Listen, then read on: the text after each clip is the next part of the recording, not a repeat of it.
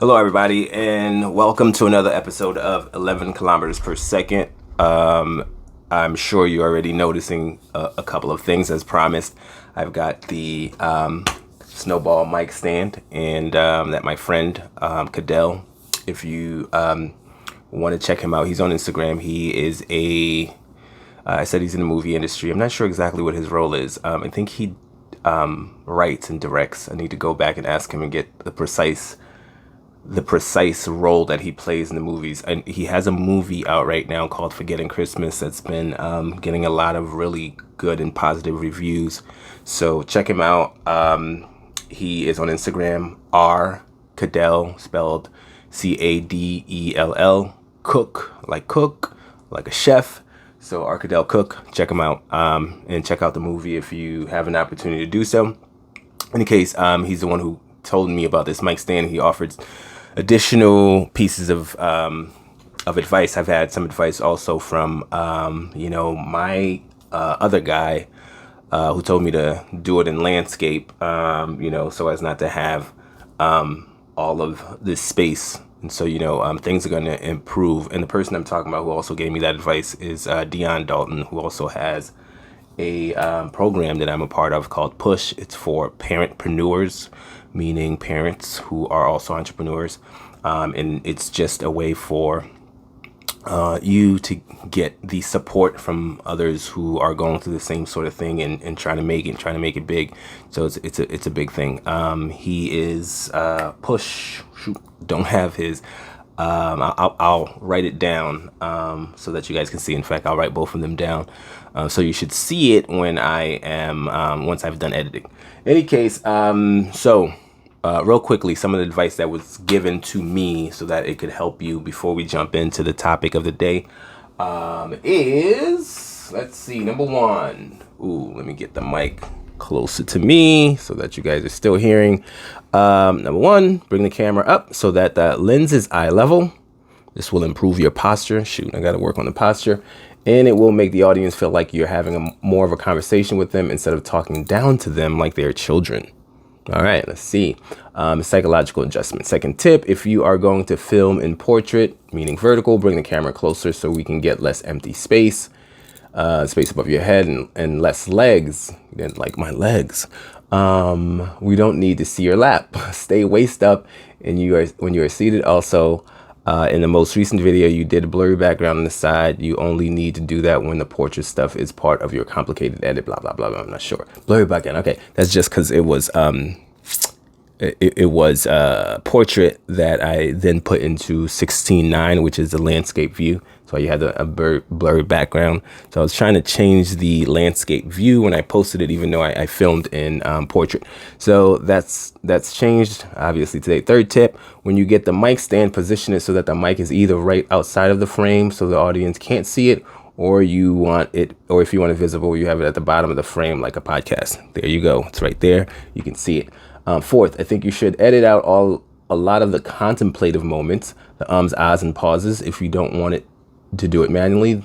There are AI tools that do that now, and he offered one. It's called v.io. So maybe using that, and it probably will look real good once you see it. And last tip, you got to look at the lens more. It translates to eye contact with your audience. I know it feels unnatural at first, but looking around the room gives you busy eyes, so you look less trustworthy. And if you're filming with your phone, I'm saying to look at your own image.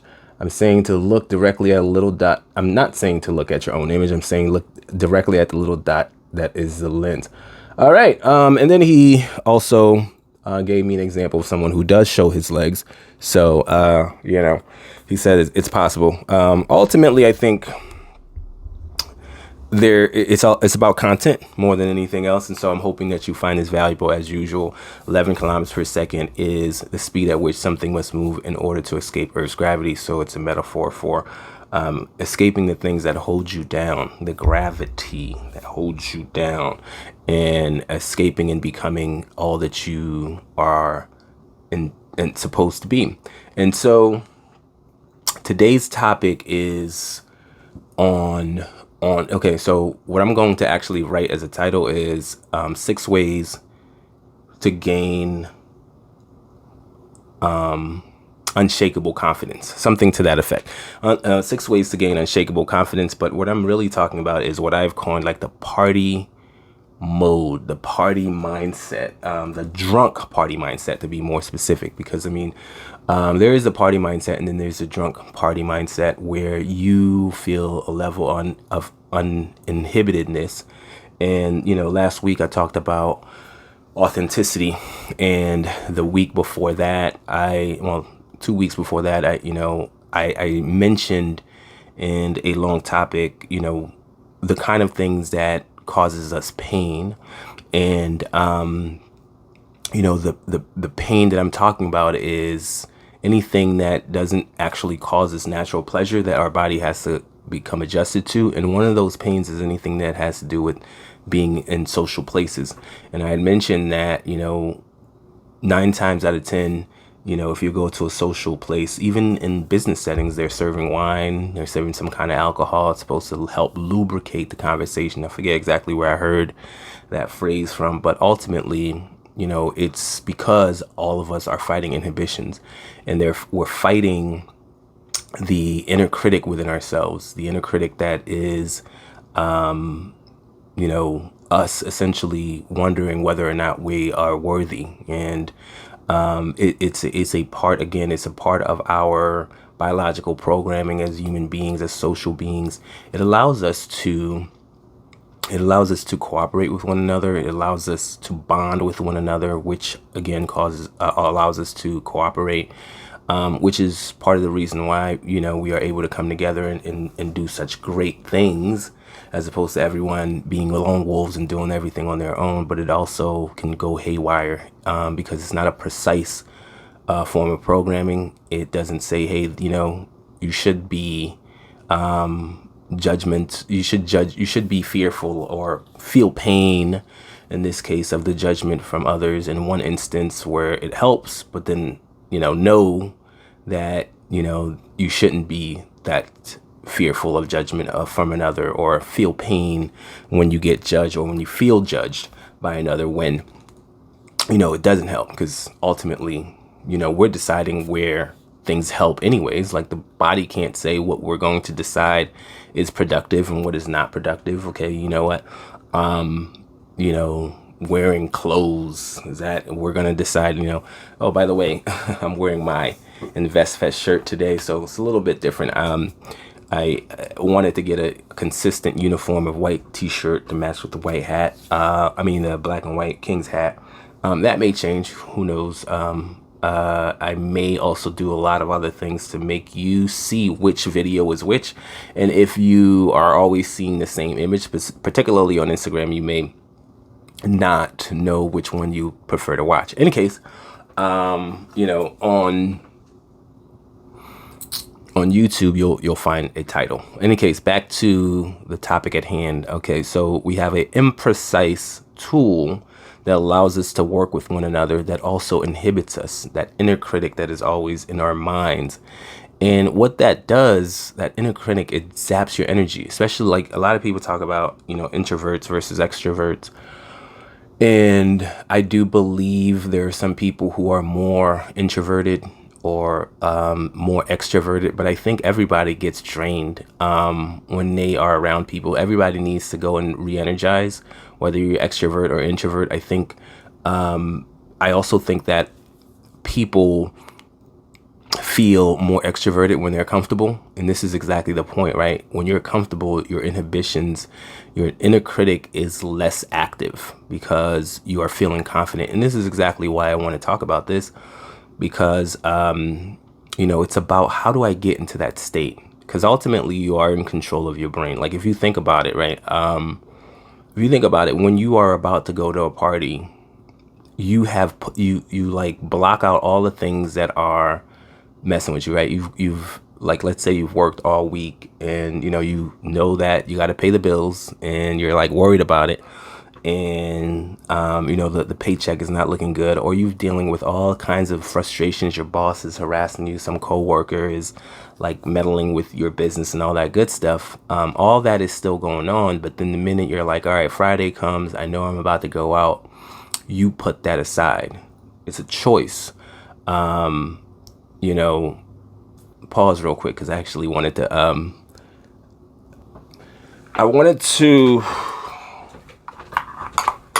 I had the intentions on bringing this here. You see, it's a cup that I choose because I choose to choose happiness. It is a choice. It is something that is not, it has to be practiced so that it's easier to make that choice. This is essentially what meditation is about. It's about being able to control your thoughts. As hard as it may seem to do, that is something that we're capable of doing because your mind is constantly floating. Meditation is about being able to be aware that that thought is happening and then choosing to let it go. And in a lot of cases, you may be able to, get to the point where you can control your thoughts. I will probably do another topic on that because I have been working on meditating with respect to how to control my sense, my thoughts when I feel that someone has done something that makes me feel devalued. And this is, from my perspective, the thing that causes us to behave in ways that are less ideal. Okay, this is, a little esoteric right now, so let me not continue down that path because I'll have to explain it and it takes a lot longer, so we'll do that in another video. I want to also say, before it gets too late, we're already 11 minutes in. I should have said this. I have a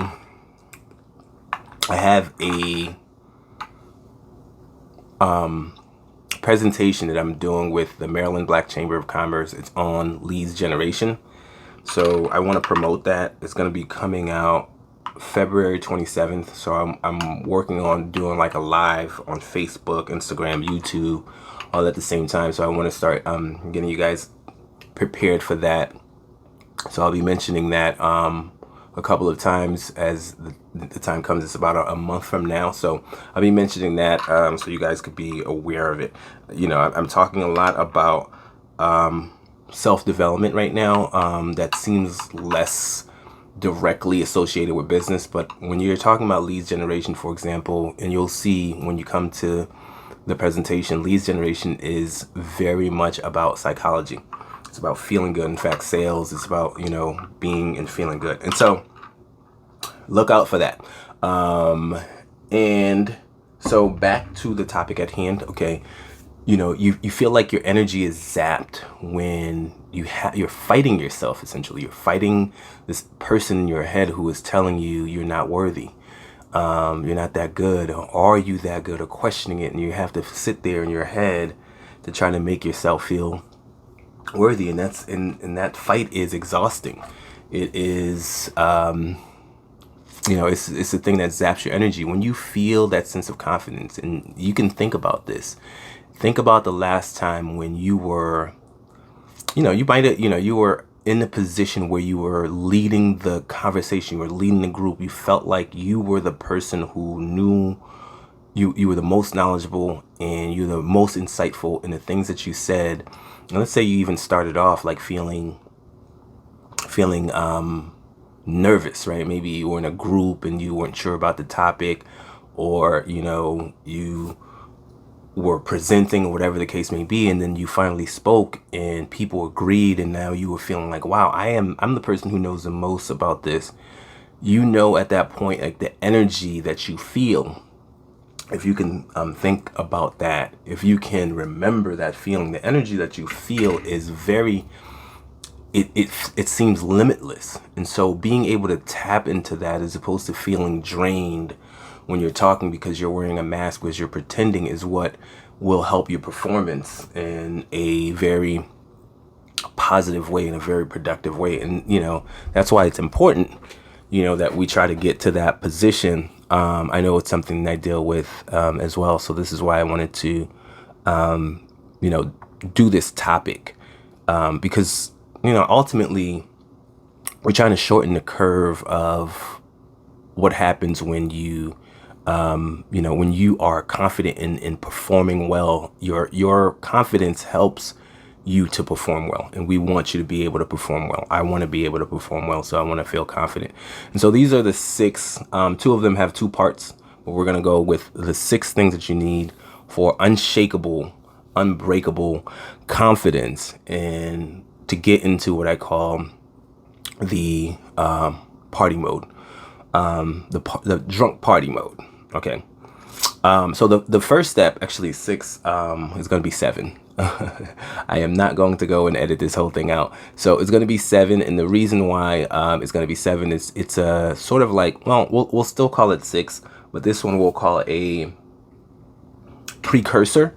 So the precursor is, you got to first, understand, like you got to come with the understanding that you have to get into that space. If you are blindly walking into a position where you might feel a sense of being threatened, or a sense of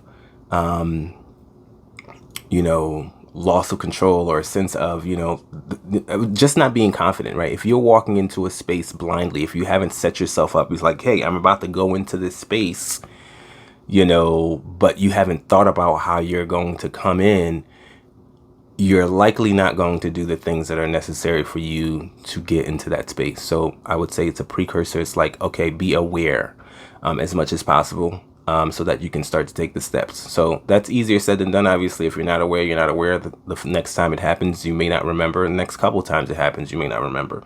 But you keep on telling yourself, all right, next time I'm going to try to think about the time that I'm going to try to think about the fact that I'm going into this space. I'm going to prepare myself for the things that I got to do. So that's the precursor. The first one that I'm going to say is try, if possible, to look good. And why is that important? Obviously, when you're going into a party, you want to go to look good. You want to impress. And so getting yourself in that position where it's like, you feel like you look good. When you feel like you look good, you're confident. Like, I'm looking good right now, I'm confident. That's a no-brainer. So go out there and feel like you look good. Do not dim your light.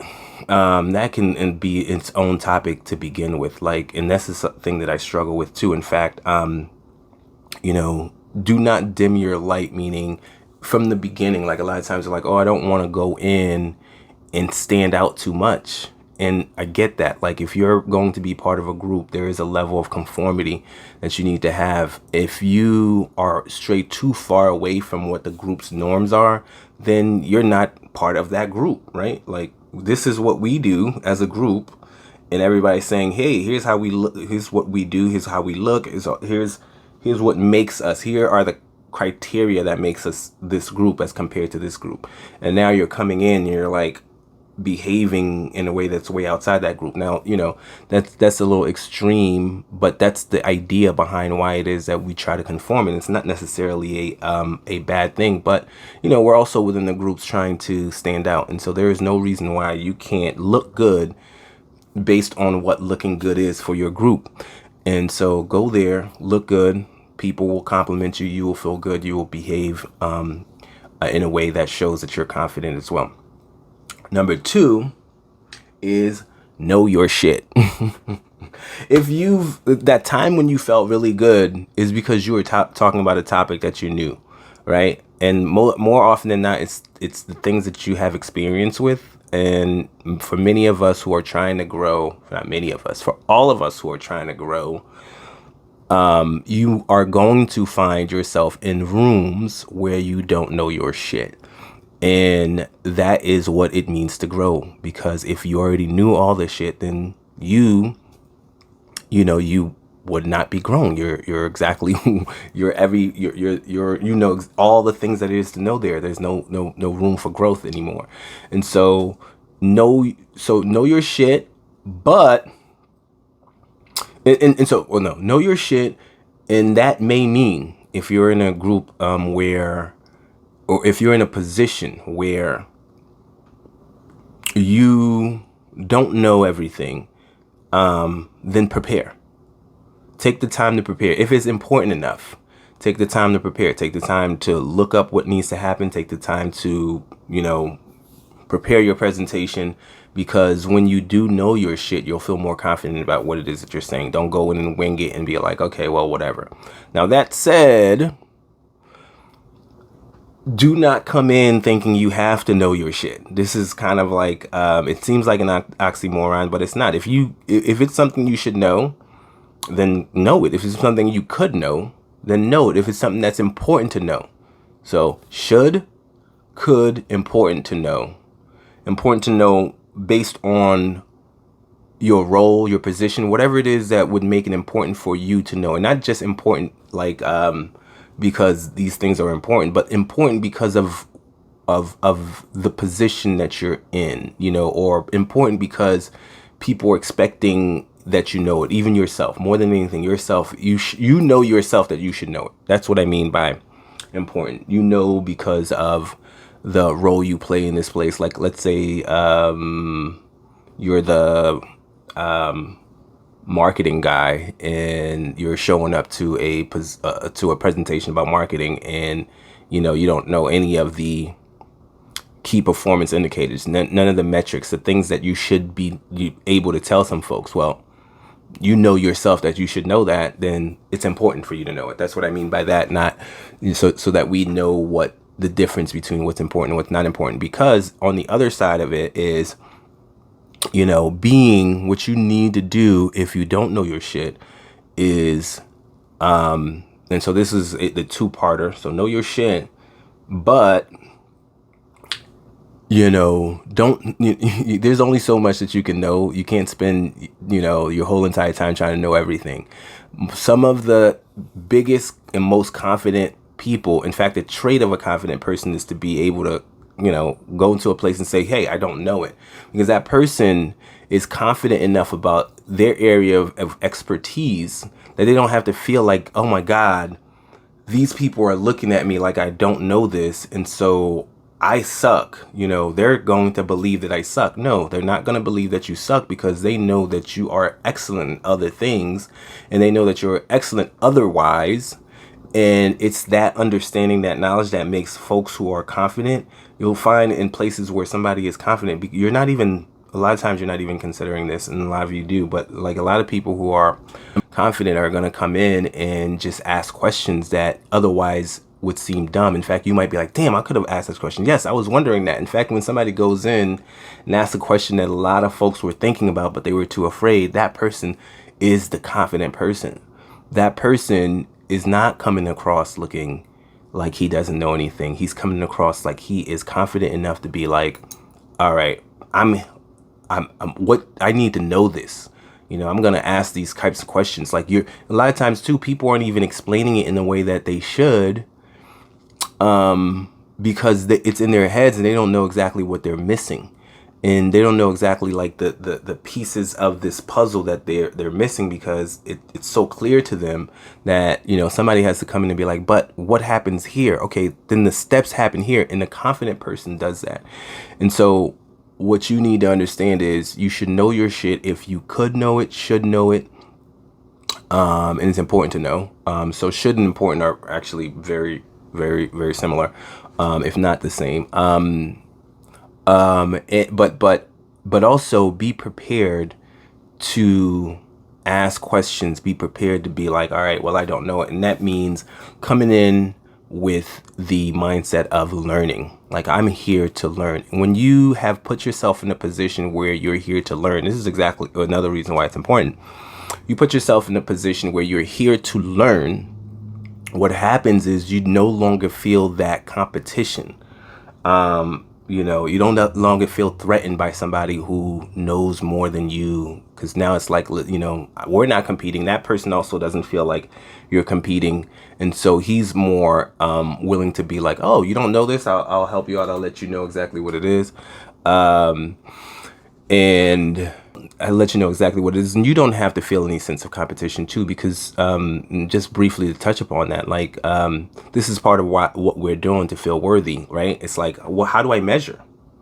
You know, this person knows all of this and I don't, like, and so especially when you feel like, oh, everybody should know this stuff, when it's not necessarily important, when you feel like that, you know, some people can make it a competition about who we know or what we know. Like, we are beings that are intelligent. So one of the ways that we measure ourselves is not just through physicality, like some other animals, like lions and tigers and bears.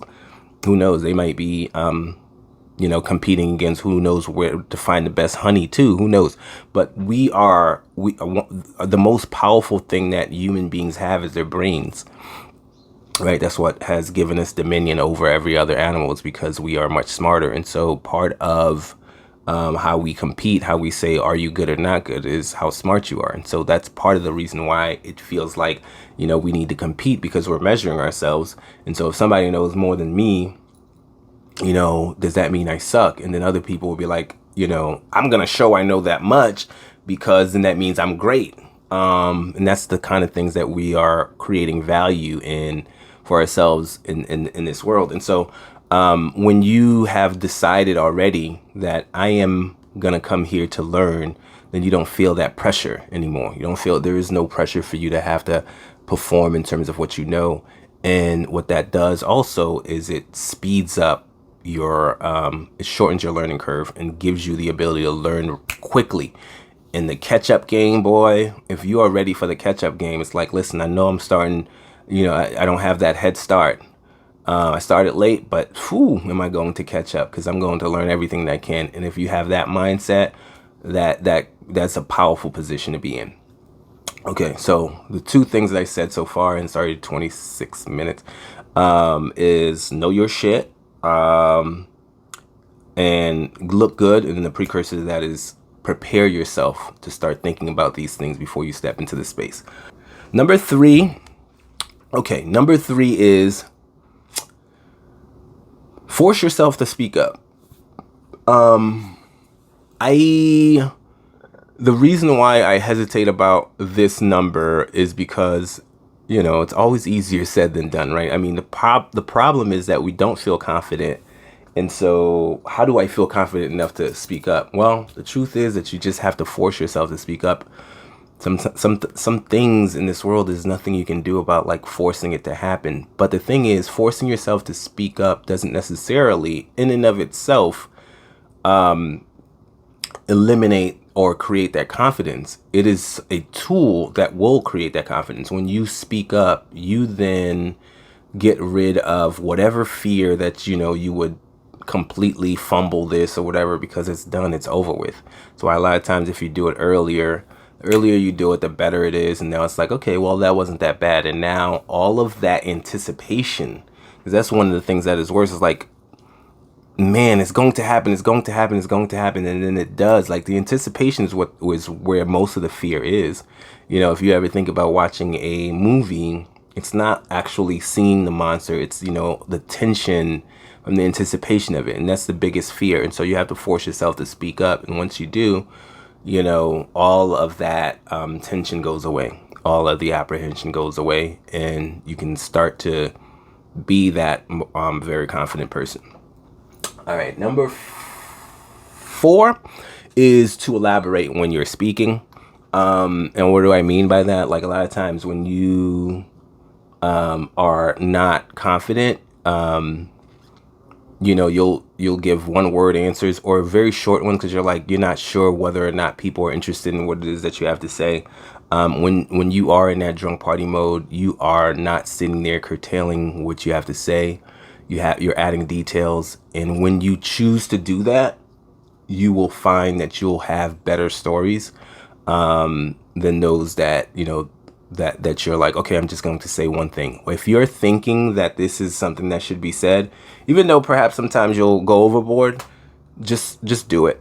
Just do it. Elaborate on what it is that you need to say. And the more you do that, the more you'll know, because you have been in positions where you've done this well, believe it. So you just got to get back to that state. And so elaborate first, and then after that, you can come back to it. All right. Number 5 is a very important one. Remember that the aim here is to have fun. Why is this important? Is because a lot of times, again, because we are in competition with one another about how much we know, you identify with your position, with your argument. And that can cause conflict. That can cause you to feel hurt if somebody, is pushing back against your thoughts. It could cause you to doubt yourself because it's like, this person came in and, had a position that was better than mine. And you can find yourself right back to the position of feeling a sense of lack of confidence. So what you want to do is you want to know that, yes, I'm going to express my feelings and thoughts and whatever, but the idea is to have fun. If you can maintain that position, you will be in the best spot. You won't look like you're insecure because you have taken something too seriously, and you'll also be able to, impart your knowledge when it comes time. And this is the position you want to be in. Ultimately, it's about having fun and not necessarily about winning, or showing that, what your value is. It's just, here, I have thoughts and I'm here to express them, and have some fun in the meantime. That's what happens when you're partying, and you haven't taken anything seriously, because sometimes when you start partying, things get serious because somebody said something you didn't like. But ultimately, when you're here joking and drinking or whatever, everybody's sitting and having fun, and that is the intention. So remember, drunk party mode state is fun. Have fun in whatever situation that you're in, even if you're not drinking. And that's the point, right? Because you can use a tool like drinking. And in fact, one of the things that works is, like, a lot of people will you'll drink something. If you don't want to drink, like, you'll get a cup of water or seltzer water or whatever the case may be, and go through the motions, right? Because your body is, it learns things, right? Like, it associates that action with whatever it is that, it's used to from the past. So, like, if you used to drink, like, your body is going to make that connection. So one of the things that you can do, one of the tools that you can do if you're not drinking, is to just get some seltzer water and start pretending, or not pretending necessarily, but, like, going through the motion, or pretending, whatever it is that you want to do. But that's a tool. Okay. Number 6 is about other people. And it's also about not dimming your light. But it's a two-parter.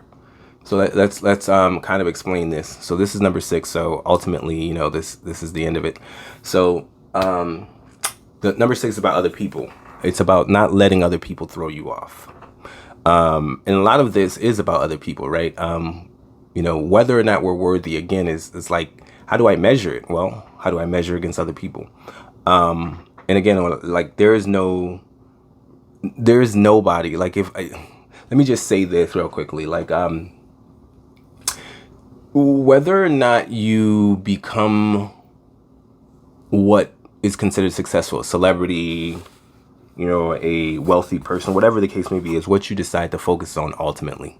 Like, and this is why they say you have to play big, and this is why you don't want to dim your light. It's like, what area do you want to play in? Do you want to become a musician? Do you want to become an actor? Do you want to become a finance person? Do you want, like, whatever it is, it depends on what area you decide to play in, how big you play, and then how much effort you're willing to put in to get to whatever it is that your destination is, like the soar above the skies. So what effort am I willing to put in? But what I know is true is that everyone is dealing with the same issues about whether they're worthy, whether, the kind of emotions that they go through: love, hurt, pain,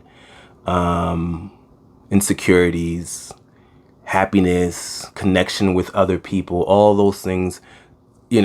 If in social media and access to people is showing us this. Like, a lot of folks, once they're willing to be vulnerable, which is what social media allows us to see, take a peek into those celebrities that we put on these pedestals, and a lot of them are being honest, and whatever position that they found themselves in, they still are dealing with the same type of emotions.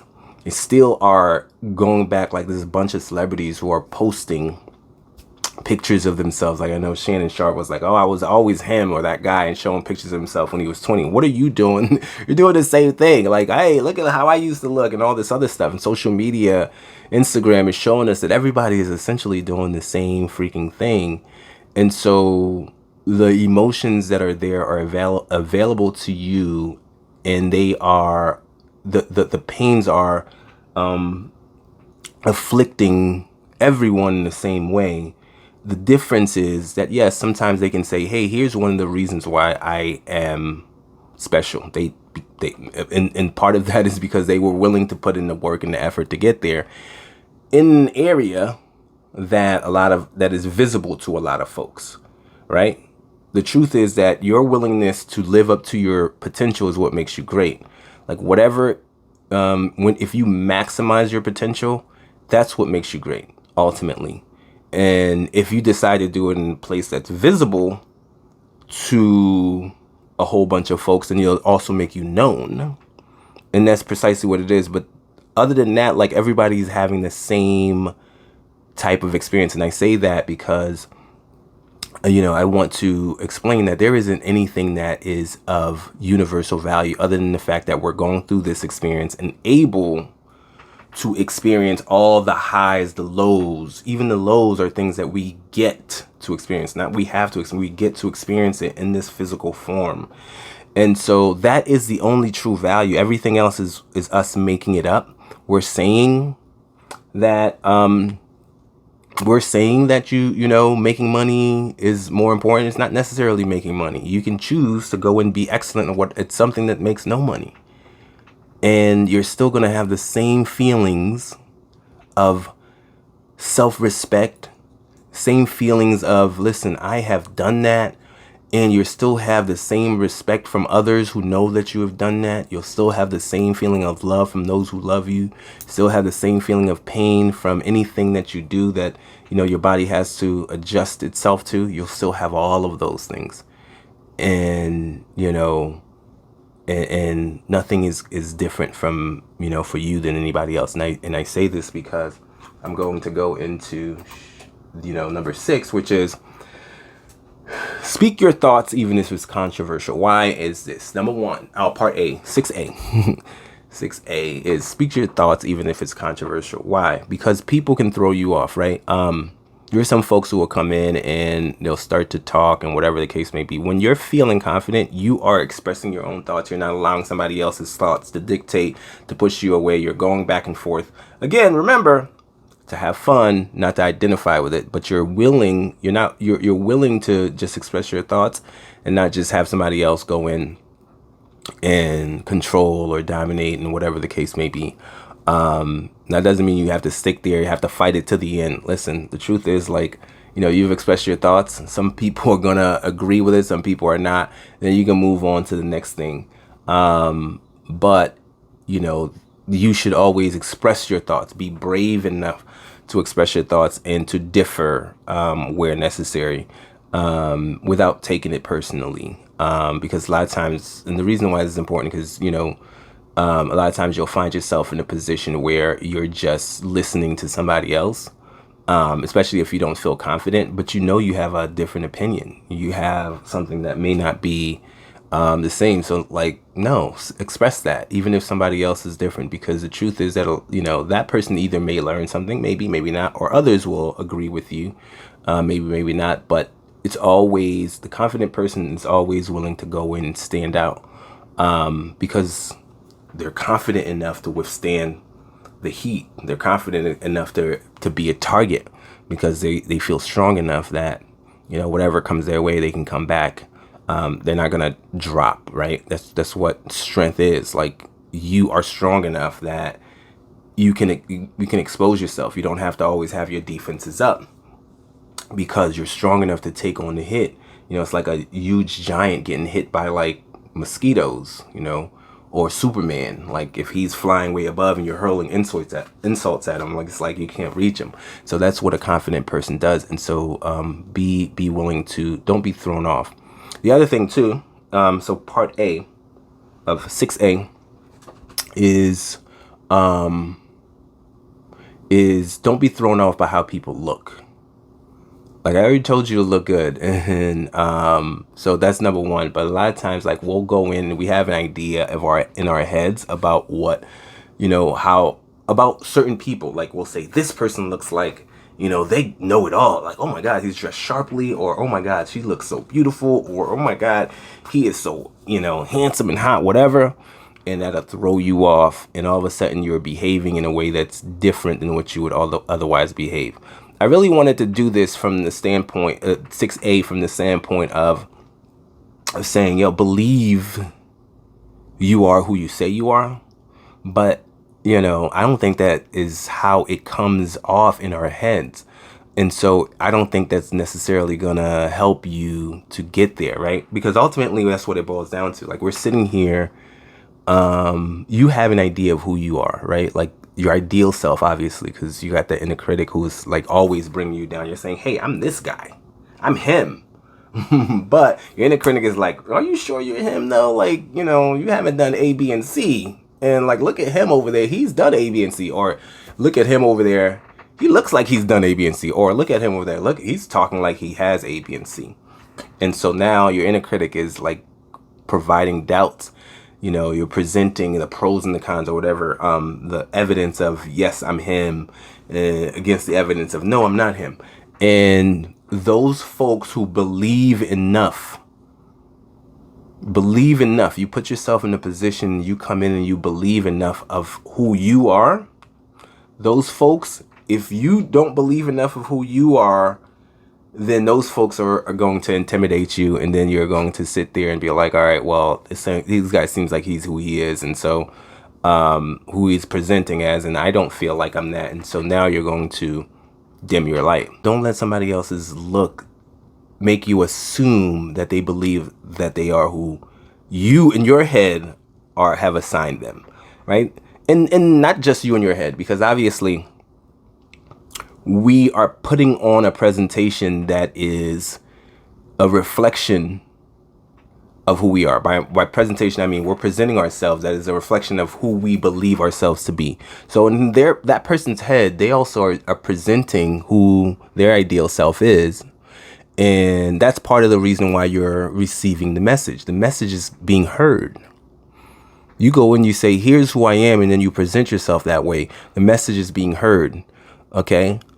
But do you believe it enough? And when you don't believe it enough, when you've gone and looked at somebody else's presentation of who they say they are, and you've allowed that to make you doubt yourself because you're comparing yourself, you're saying, oh my God, this person is A, B, and C, you then stop, you let your inner critic win in the sense of, you know, allowing the presentation of all the things that says you're not him to win out over the presentation of the reasons why you are. So believe in yourself enough that you are going to meet anybody who is looking like they are him or her or whatever the case may be, and you're going to just understand that you are him or her, and not let that other person in their look and their message that they are presenting throw you off, because there's no reason why we can't both be him. There are a lot of folks out here who's doing it. You know, Jay-Z and Obama can be in the same room. Why Jay-Z and Obama? Two black men, obviously, but Obama is this. Jay-Z is like the president of hip hop in essence to us. He's attained that status. So Jay-Z and Obama can be in the same room, and your job is to feel like that. You know, Kanye West was a billionaire in his mind before he became it. You know, you got to merge the timeline. And what I mean by that is, you know, if you understand like science, I don't know exactly which field of science, but they say essentially like time is an illusion, and like everything essentially is happening all at once. But it looks like it's a sequential thing. And so what happens is, if you're going to be this person, you just got to merge the timeline. You know, the events are going to happen, you know, in a sequential order. So it's going to happen. You're already this person. You just got to believe it now. And that's the point. Wherever you intend to be, wherever it's going to be, what you are going to do to maximize your potential and be great, go and do it. And don't let anybody else throw you off. And because you're sitting here intimidated by the story or the presentation to say, oh, I am not that guy. I'm not him. You are him. You are her. Go and get it. And so in that same vein, if you truly believe who you are, what will happen when you don't dim your light, right? When you start behaving as you would in the drunk party mode, where you're elaborating, where you are, speaking up, and you are talking about the things you want to talk about and behaving as you would if you were feeling that sense of confidence, what will inevitably happen is not only will your inner critic come in and start to make you question, but people's reaction will come in too, because this is not how they know you. This is not what you've presented in the past. And because you have questioned who you are, you haven't presented that. You've only been this way when you're completely comfortable, which in essence is who you are, right? Like, because you are who you are when you're completely comfortable, or your ideal self at the very least. You are who you are in multiple different places, right? And that's why it is important that you're analyzing yourself. How do you behave under pressure? How do you behave when you are feeling less than? What kind of things do you act like? What we're trying to always be like is to be our ideal self. And that's when you're comfortable, and when you're not feeling threatened, when you're feeling confident. That's your ideal self. And so that is also who you are, and it is the person you have to attempt to be. And what will happen is, if you haven't presented that to everyone, when you are not feeling confident, when you're feeling, like you're in a position where you don't know much because you're in a position of growth, you will have the tendency to pull back. And this is why we love those people who seem to behave the same way every time. Like they never seem to feel daunted. And that's what we're trying to emulate. That's what we're trying to be like. It's like in any situation we're going to behave like ourselves. But the truth is that a lot of times we switch up when we're not feeling as confident as we want to be. And so if you haven't been presenting that, people will be like, wow, you're happy today, or wow, you're on one today, whatever they're going to say, because that's not how they know you. They've already put you into the box. And so what would tend to happen is we'll dim our lights. We'll try to go back to how they expect us to behave. We'll be like, oh my God, this is not, this is getting a reaction that I don't want. I'm being judged right now. And you have to push back against that feeling when it happens. Initially, the first time it happens, you're probably going to do a little bit, because there's always a learning process. But if you are aware that that's going to happen, then you can work to not allow it to happen and get better at being yourself at all points when you're starting to feel that. So it's a very important thing to understand. What will happen is people will start to react to this new you, which is the real you, and it will tend to make you feel judged, and therefore try to go back to pattern. And that's not where you want to be. So keep pushing forward. That said, I want to caution against how can I phrase this? Folks who have, who are like, listen, this is a new me, new year, new me, or whatever the case may be. And then they're just like, acting what I would say is not necessarily themselves, but they're like, looking for attention, just straight looking for attention. And perhaps, it is them. I don't know. And perhaps what happens is they start behaving like they would, and then people respond and react to it because it's new, and then they fall back. So perhaps, that's the issue there, but it tends to me to be like, to look to me as if it's someone who is just out looking for attention. It's like, oh, I'm going to push very hard. And you know what? From my perspective, I want to say hats off to those people. It is tough to, to be judged. And so if you're trying to calibrate, if you're trying to see who and where you stand, it's okay for you to go back and forth until you truly find that. And especially for those who are young, I would say now that I'm, older, in my 40s, I think two things happen. One is we don't care as much, but I also think you have people who are nicer, like, around. I don't know, maybe some people don't hang around with nice folks, depending. But my circle of folks is like, you have people who are just, they understand this stuff, and they're not allowing, they understand this stuff, and they understand themselves. They're not allowing their own insecurities to allow them to put somebody else down, which is what's happening when you're a teenager. Is you're probably feeling all sorts of discomfort. You're looking at somebody else and you're like, man, how can I throw that energy off of me? And that's part of the reason why people do that. Hurt people. But even on a smaller scale, it's just a whole bunch of guys who, just don't realize that it doesn't matter. And so, for those of you who might be in those types of circumstances where your head is still back there, it's like, man, I'm going to behave this way and everybody is going to look at me and make me feel stupid. I think that there is a distinction between, behaving like your comfortable self and just out looking for attention. And, you shouldn't just be out looking for attention. Be yourself, be who you are going to be. Or who you typically are when you're comfortable, but don't go in to try to get attention. What does that look like? I mean, it's going to be different for everybody. You know what your strengths are. When you're comfortable, play to those. Don't try to be another thing. So, for example, I'm not a funny guy. I'm not the comedian. I'm not going to come in and have the jokes. And so, if I'm like, now I want to, be the class clown, the comic relief and whatever, that may go wrong quickly. So there's a difference, I think, between, hey, I want to become something, in which case now it's like you have to understand now you're in practice, you're becoming that. And so I would say invite people along on that journey. It's like, hey, I'm trying to be, crack some jokes. Let me, here's what I'm trying. And then be comfortable with some feedback, see what works or whatever the case may be.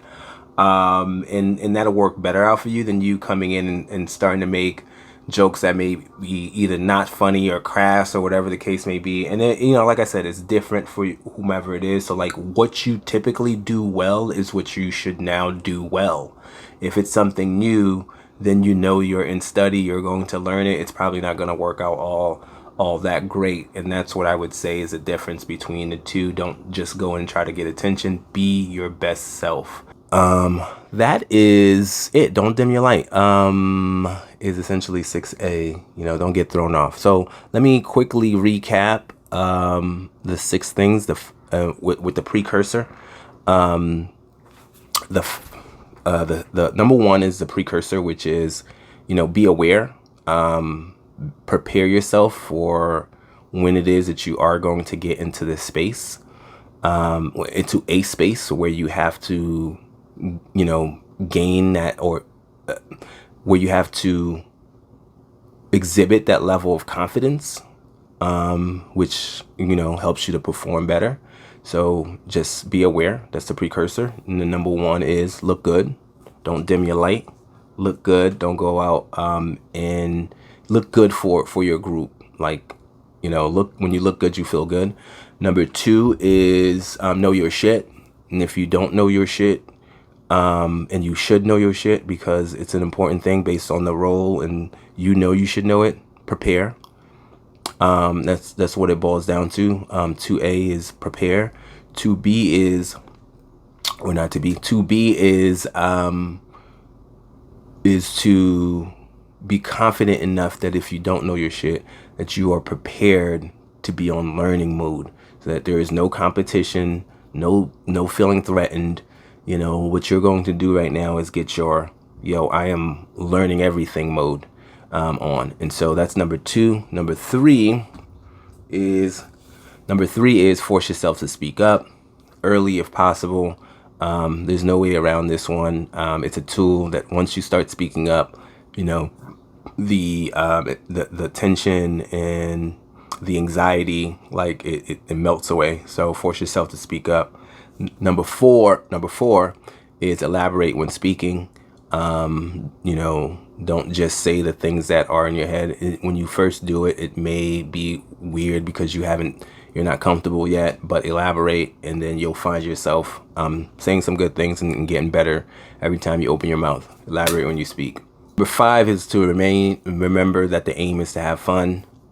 If you're in a drunk party mode, if you're in a drunk party, you're having fun. You're not identifying with your ideas, your arguments. All of this is opinions. 9 times out of 10, if it's facts, you would just say, hey, here are the facts. Even when they are facts, like, the numbers can be fudged. So don't sit here arguing all day about something that ultimately nobody really has the answers to. Everybody has opinions. Like, you're here to have fun, and when you do that, like, you'll come off better than somebody else who is sitting there stuck over something that doesn't actually really matter. Number 6 is about people. Don't let people throw you off. 6A is, have your own thoughts. Don't let somebody else's thoughts prevent you from speaking yours because it's different or it's controversial. Be confident enough to be able to withstand or whatever, potential, because most of the time it's not necessarily like your things are so controversial, but it's more like this person is so dominating. Like they're just sitting there talking through this whole thing, and it's like, well, no, I kind of think differently, and here's why, kind of a situation. And I didn't say this, but part of the reason that is like one of the worst things that you can do is just sit there, like, being dominated by somebody else's thoughts, and just like, oh my God, I don't like, this person is sitting here talking through, and you have to sit and listen to that. Change the topic if necessary, but or change the topic, meaning talk about something that you want to be talking about as opposed to like what that other person wants to be talking about. I don't think I made that clear with 6A. So, if you've gotten to this point, the 6A is about talking, and it's not feeling like you have to sit there and just listen to somebody else drone on. Is really what it is. Like, what do you want to talk about? More than the controversial thing. What do you want to talk about? Make sure you get that in. And then 6B rather is for you to not be intimidated by the presentation that somebody else is putting forward, and then comparing yourself and thinking you're not as good. You are him. You are her.